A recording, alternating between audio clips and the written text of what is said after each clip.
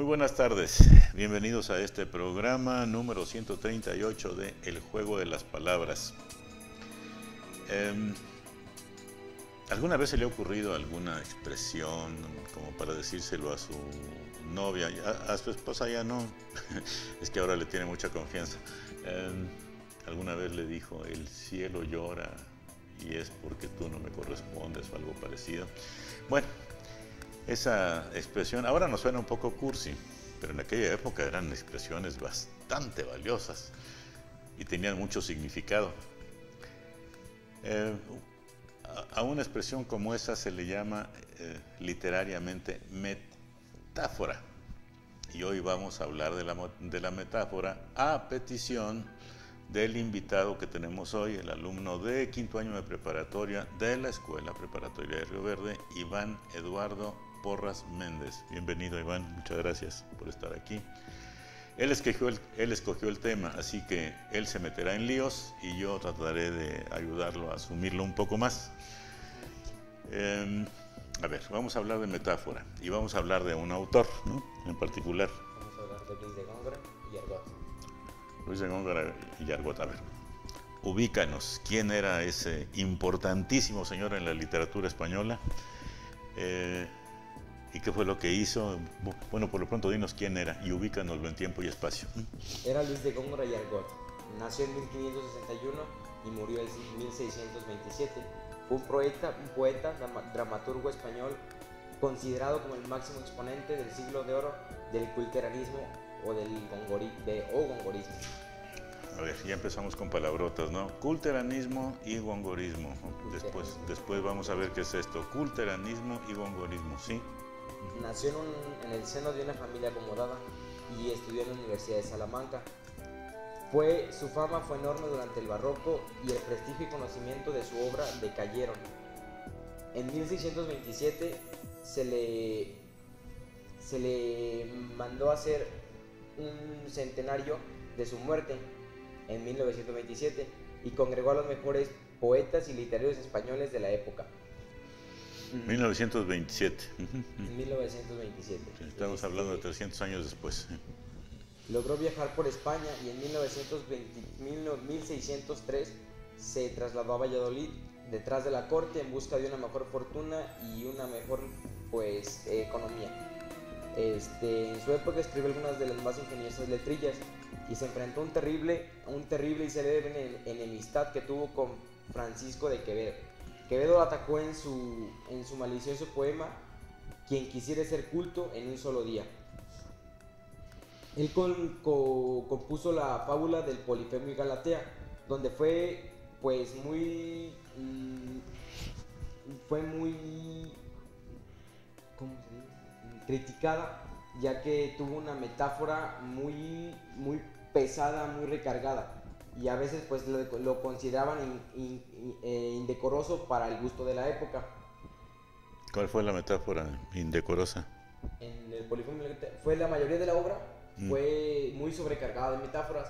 Entonces por eso en esa época lo decían como que era indecoroso. A ver, aquí está precisamente la palabra culteranismo. A ver, ¿gustas leerla? Aquí está. Sacada del Diccionario de la Real Academia Española, sí. Y ahora sale también la Asociación de Academias de la Lengua Española, y aún así no dan una.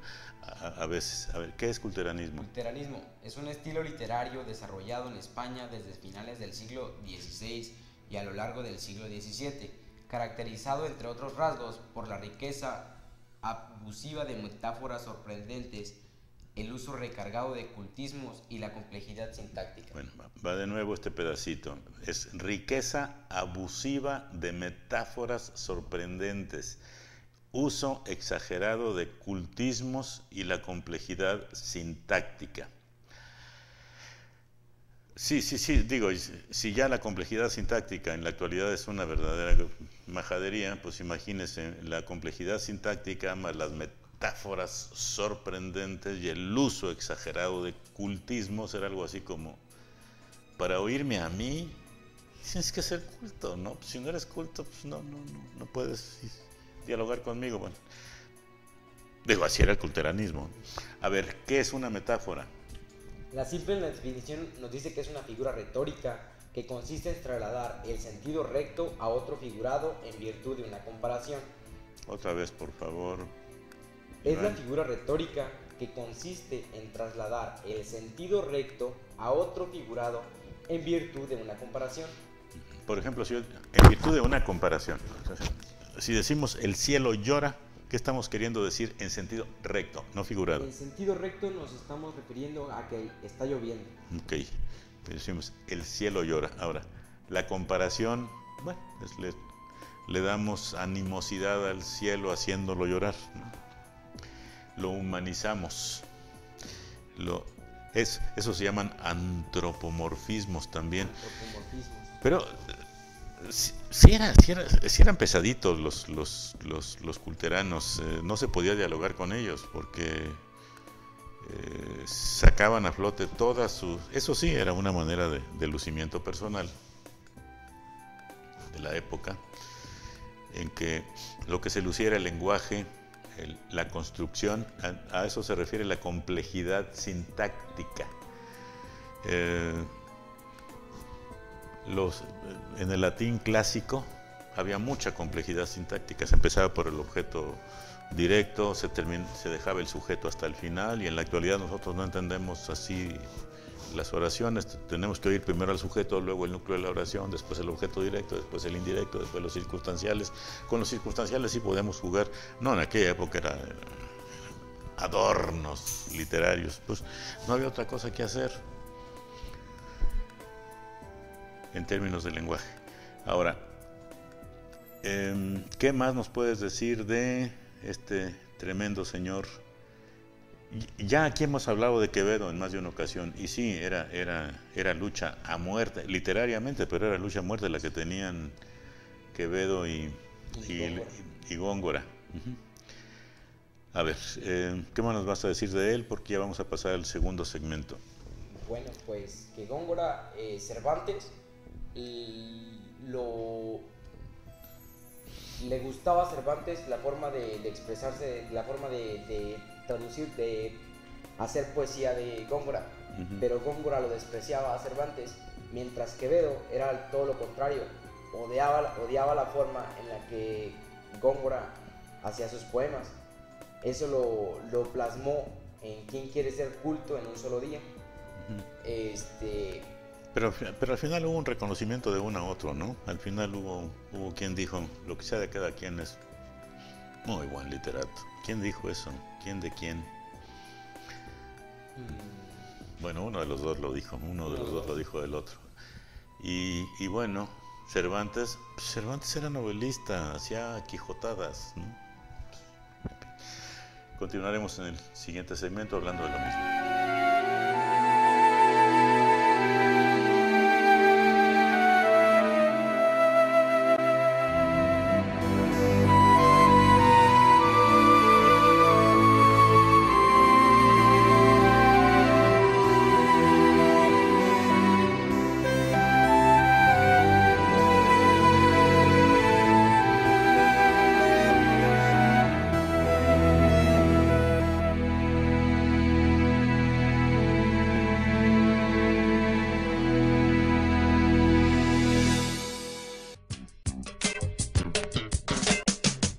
La Frutería del Centenario pone a su disposición en la zona conurbada de Río Verde y Ciudad Fernández el servicio de cócteles de frutas, ensaladas de vegetales, sándwiches y tortas, yogurt, arreglos frutales, jugos de frutas naturales, licuados, frutas, verduras y más.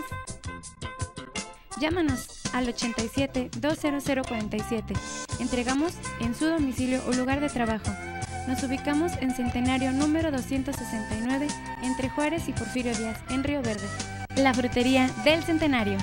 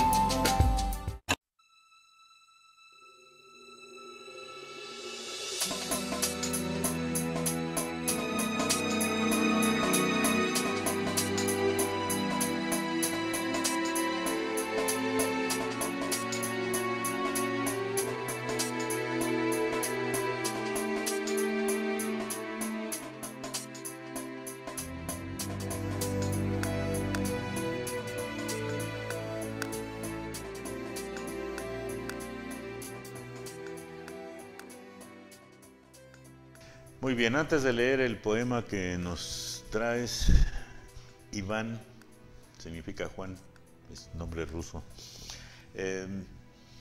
vamos a mencionar en qué consiste el gongorismo. Se dice que en la literatura hay fondo y hay forma. Cuando nos excedemos en la forma con poco fondo, hablamos de gongorismo en la literatura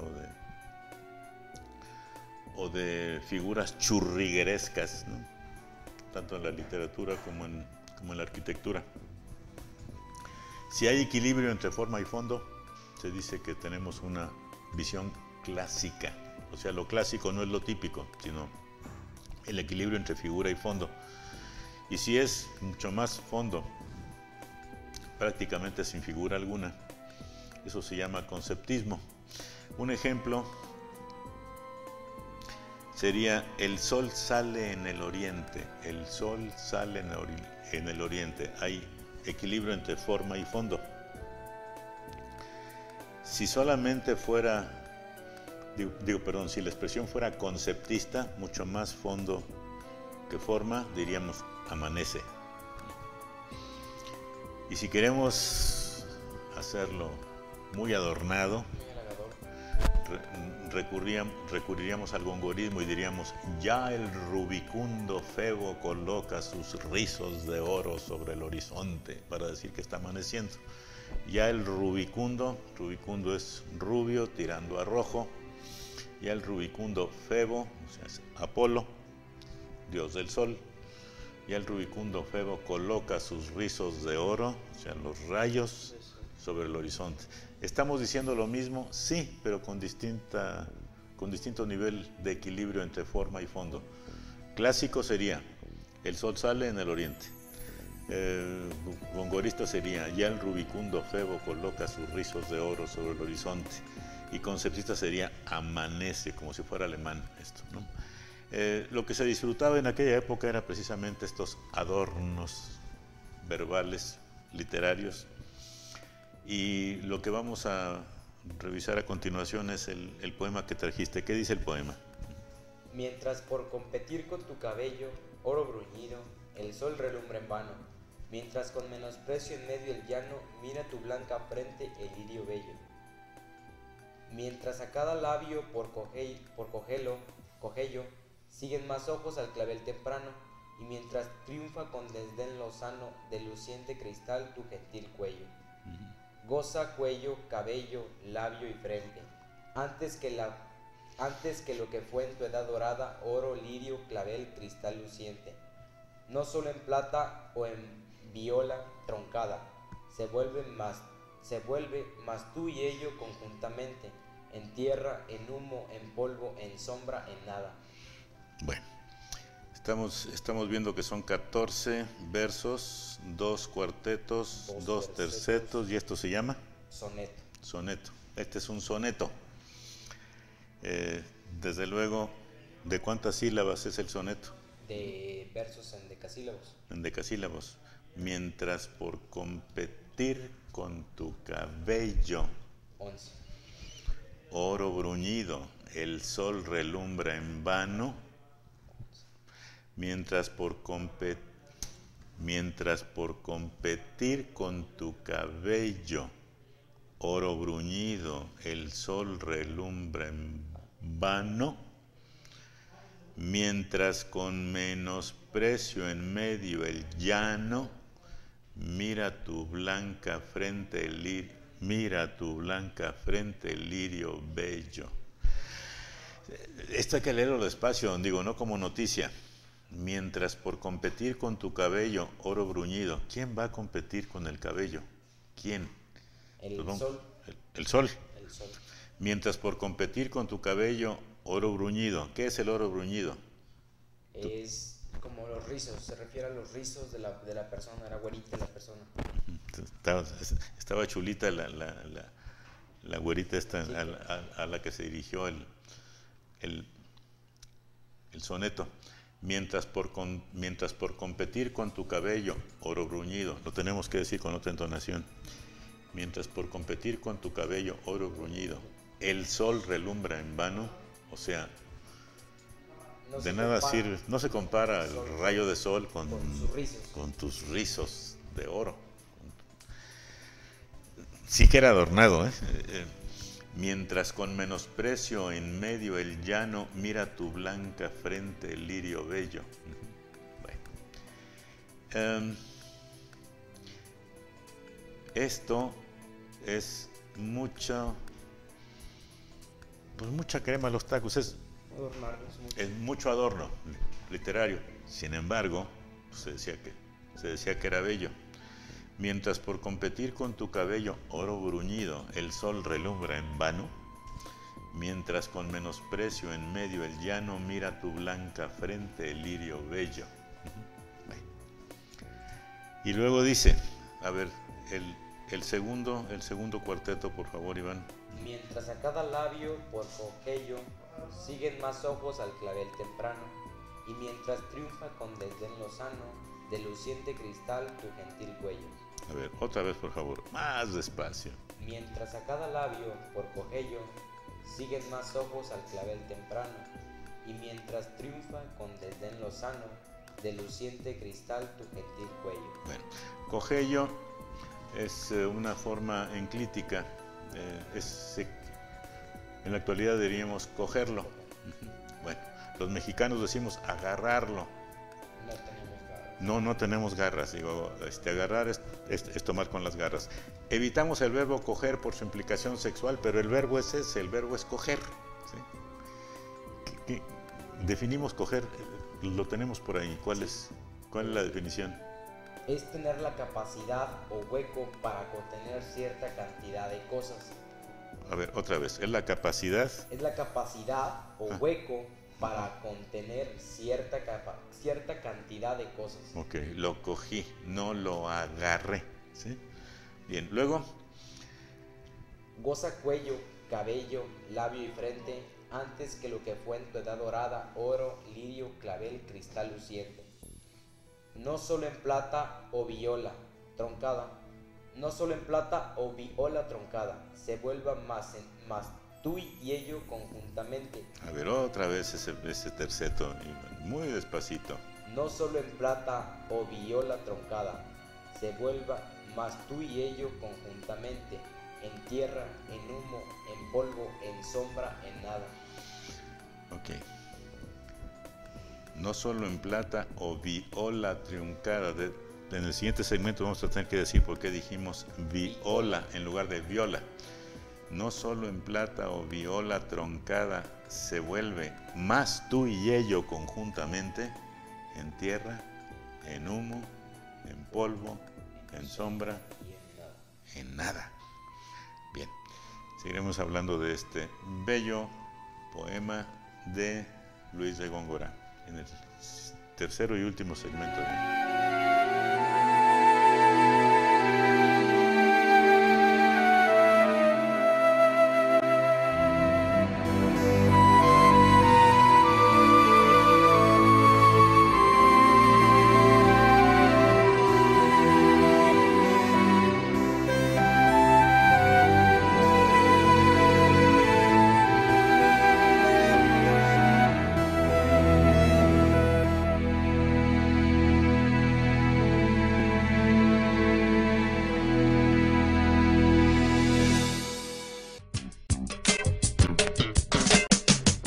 La Frutería del Centenario pone a su disposición en la zona conurbada de Río Verde y Ciudad Fernández el servicio de cócteles de frutas, ensaladas de vegetales, sándwiches y tortas, yogurt, arreglos frutales, jugos de frutas naturales, licuados, frutas, verduras y más.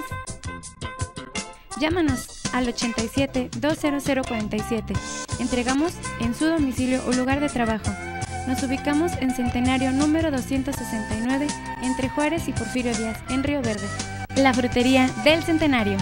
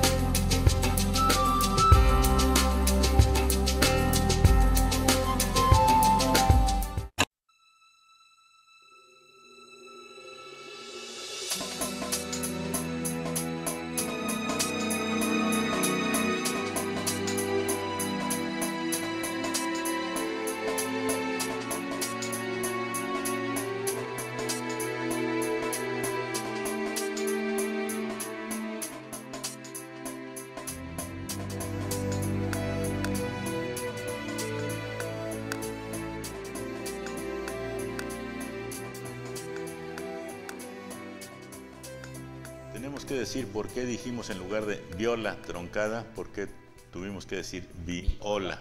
Y cómo es que se escribe viola en lugar de viola, o viola, o viola. Le damos la última lectura. El poema dice: mientras por competir con tu cabello, oro bruñido, el sol relumbra en vano. O sea, sol, no se compara tus cabellos con el relumbre del sol. Mientras con menosprecio en medio el llano mira tu blanca frente, el lirio bello. Mientras con menosprecio en medio el llano mira tu blanca frente, el lirio bello. Mientras a cada labio por cogello sigue más ojos al clavel temprano, y mientras triunfa con desdén lozano de luciente cristal tu gentil cuello. No, si la estaba luciendo. Bastante. Goza cuello, cabello, labio y frente antes que lo que fue en tu edad dorada, oro, lirio, clavel, cristal luciente. No solo en plata o viola troncada se vuelva, más tú y ello conjuntamente, en tierra, en humo, en polvo, en sombra, en nada. Pues sí, se necesitaba tener repertorio verbal y mucho ingenio literario para poder escribir así. Pero claro, pues lo criticaban por adornado. ¿Por qué viola? Fíjate, dice goza, cuello, cabello, labio y frente. Ahí están. 11. Antes que lo que fue en tu edad dorada. 11. Oro, lirio, clavel, cristal, luciente. Otros 11. Y llegamos aquí y dice: no solo en plata o viola troncada, no solo en plata o viola troncada. Ya nada más fueron 10. La licencia que tenían algunos poetas es: donde encuentres un diptongo, ¿sí?, lo puedes deshacer poniéndole diéresis. Diéresis, no tilde, sino diéresis. Viola, arguir, piar. Para decir piar no se podía poner tilde en A, porque si no diría piar, y siendo monosílabo no se amerita la tilde. Si poníamos la tilde en la I, tenía que decir piar. Entonces, ¿cómo le hago para que diga piar? Pues se recurría, ahora nada más se hace en la poesía, se recurría a la diéresis. Y la diéresis lo que hacía era dividir, convertir en hiato, o sea, en dos sílabas distintas, un diptongo, la I con la A, los separaba y decía, sepárese por medio de la diéresis, la I de la A, pero désele énfasis, es decir, hágase tónica la sílaba donde va la vocal abierta, hoy abierta, antes era vocal fuerte, le decían. Todas esas cositas se podían hacer, eran complicadas, pero se disfrutaban mucho. Bueno, hoy con que la gente aprendiera a leer sería mucho avance. Digo, escribir, bueno, pues hasta donde se pueda. Las licenciaturas no tienen garantía de aprender a escribir. Ok. Nos queda todavía medio tiempo medio segmento para que nos digas qué más estudiaste de Luis de Góngora o de las metáforas, que era tu interés. Bueno, espero que lo siga haciendo. Que son diferentes tipos de metáforas. Se encuentra la metáfora simple. Un ejemplo es: tus dientes son perlas. Tienes el objeto real y el objeto imaginario, hace la comparación. La metáfora pura: las perlas de tu boca. Ahí omites el objeto real y ya solamente dices las perlas de tu boca, refiriéndose a los dientes. La metáfora negativa: no es el infierno, es la calle. no es el imaginario, pero sí es el real, es en la primera. Y no es la calle, es el infierno, ese es en el segundo tipo, donde no es el real, pero sí es el imaginario. La metáfora descriptiva nos habla de decir de un objeto real varias descripciones imaginarias, varios adjetivos imaginarios. Tus dientes es el real, marfil, blancura, destellos de sol, son los tres imaginarios. La metáfora antropomórfica, como ya la mencionamos, es la que le atribuye capacidades humanas a seres vivos y objetos que no son humanos. La metáfora sinestésica es la que atribuye sensaciones o capacidades sensoriales a algo que no las tiene, como una piedra. Una piedra no tiene capacidades sensoriales. Metáfora hiperbólica es la que se une a una hipérbole. Y como último... Espérame, ¿la que se une a una qué? A una hipérbole. Creo que nos estamos metiendo en líos, pero tenemos aquí la gran ventaja del diccionario. Hipérbole. Es la exageración. ¿Es qué? La exageración. Ah, la exageración. No responde. Hipérbole. ¿Qué tienes como definición de hipérbole? Es la exageración de la verdad. La exageración de la verdad. Bueno. Sí, ¿qué más? Como último, pues concluimos con que la metáfora nos ayuda a que el habla y la escritura sea más viva e interesante. Consigue que el oyente se ponga a reflexionar y a pensar de lo que está hablando el poema o el texto. Y cuando usamos metáforas, se escribe o se habla, nos permite comunicarnos más eficazmente y de una forma más interesante hacia el oyente. A ver, esa en la que dijiste que se niega lo real y se mantiene lo figurado, lo imaginario. El ejemplo que pusiste fue, se niega lo real. Ejemplo, no es la calle. No es la calle, eso es lo real. Ajá, eso es lo real. Es el infierno. Es el infierno, lo imaginario. Eso es lo imaginario. Pero también puede ser a la inversa. No es el infierno, es la calle. Es la calle. ¿Cómo se llama una y cómo se llama la otra? Es lo mismo, son metáforas negativas, pero se difieren entre imaginario real, real imaginario. Bueno, real e imaginario. A ver si le gusta meterse con la literatura del siglo de oro. Algo de Góngora le vendría bien, nada más léalo muy despacito y no vaya a presumir de que entiende todo, por favor. Mejor niegue su ignorancia y póngase a investigar qué quiso decir este gentil hombre presuntuoso, pues como todos los artistas, o como la gran mayoría de los artistas, pero con mucha belleza interna. Muchas gracias, Iván. Gracias. Fue muy interesante este programa, bueno, para mí.